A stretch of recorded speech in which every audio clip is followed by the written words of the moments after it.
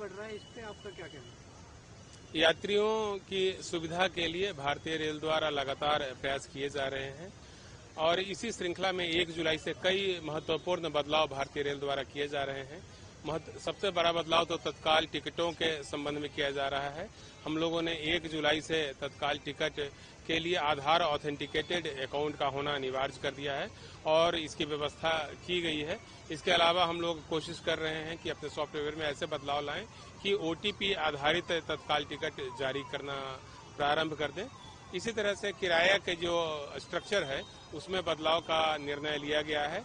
1 जुलाई से नई किराया सूची जो है वह लागू की जा रही है। जो नई किराया सूची भारतीय रेल द्वारा तैयार की गई है उसमें सबअर्बन ट्रैफिक पर किसी प्रकार का दबाव नहीं डाला गया है, किराए में किसी प्रकार की तब्दीली जो है नहीं की गई है। इसी तरह से मासिक और त्रैमासिक टिकटों का किराया भी जो है वह पहले की तरह ही रखा गया है, उसमें किसी प्रकार का बदलाव नहीं लाया गया है। साथ ही जो जनरल क्लास में यात्री ट्रेवल करते हैं उनके लिए भी 500 किलोमीटर की दूरी तक कोई बदलाव नहीं लाया गया है, वह किराया जो है सेम ही रखा गया है।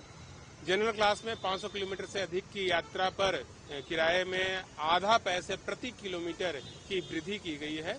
यदि इसको मॉनेटरी टर्म में हम लोग तब्दील कर दें, रुपए में तब्दील कर दें, तो 501 किलोमीटर से लेकर के 1500 किलोमीटर की यात्रा पर प्रति यात्री 5 रुपया किराया बढ़ाया गया है।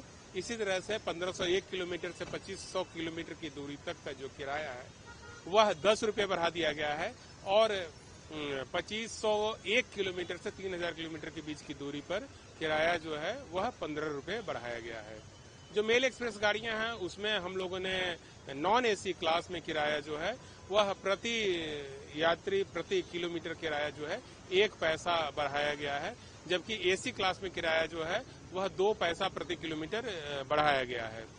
इसके अलावा जो दूसरे चार्जेस हैं हमारे उसमें किसी प्रकार का बदलाव नहीं लाया गया है, चाहे तो वह रिजर्वेशन का चार्ज हो वह सेम रखा गया है और जो स्लीपर चार्जेस हैं उसमें भी कोई बदलाव नहीं लाया गया है। इसके अलावा और भी एक बात स्पष्ट कर दूं कि जो किराया वृद्धि है वो यह 1 जुलाई 2025 से लागू की गई है। जो टिकट 1 जुलाई 2025 के पहले बना ली गई है उस पर यह वृद्धि लागू नहीं होगी, यानी कि जो टिकट 1 जुलाई 2025 की मध्य रात्रि से बननी चालू होगी उसी पर बढ़ा हुआ किराया अप्लाई होगा। यदि किसी यात्री ने पहले से ही टिकट ले लिया है तो उनको दोनों किरायों में जो डिफरेंस है वह अदा नहीं करना पड़ेगा। एक और महत्वपूर्ण सूचना जो भारतीय रेल की ओर से है वह यह है कि आरक्षण चार्टिंग के समय में हम लोग बदलाव की तैयारी कर रहे हैं। पहले आरक्षण चार्टिंग जो है वह गाड़ी के प्रस्थान के गाड़ी के डिपार्चर के 4 घंटा पहले किया जाता था, अब उसको बदल करके गाड़ी के प्रस्थान के 8 घंटा पहले करने का फैसला लिया गया है। लेकिन जो गाड़ियां 2 बजे दोपहर 2 बजे या उससे पहले आरंभ होती है, उसका डिपार्चर यदि पहले होता है तो फिर उस गाड़ी का जो चार्ट है वह 1 दिन पहले रात्रि 9 बजे तैयार कर लिया जाएगा। इससे जो वेटिंग लिस्ट के हमारे यात्री हैं उनको काफी फायदा होगा। उनको 8 घंटे पहले ही पता चल जाएगा कि उनकी टिकट कंफर्म हुई है या नहीं, उनको रेलवे स्टेशन पर आने में सहूलियत होगी और साथ ही जो यात्री जिनका टिकट कंफर्म नहीं होता है उनके लिए विकल्प होगा कि वह किसी और ट्रेन में अपना आरक्षण ले लें और या फिर किसी और दूसरे मोड से ट्रांसपोर्टेशन करें।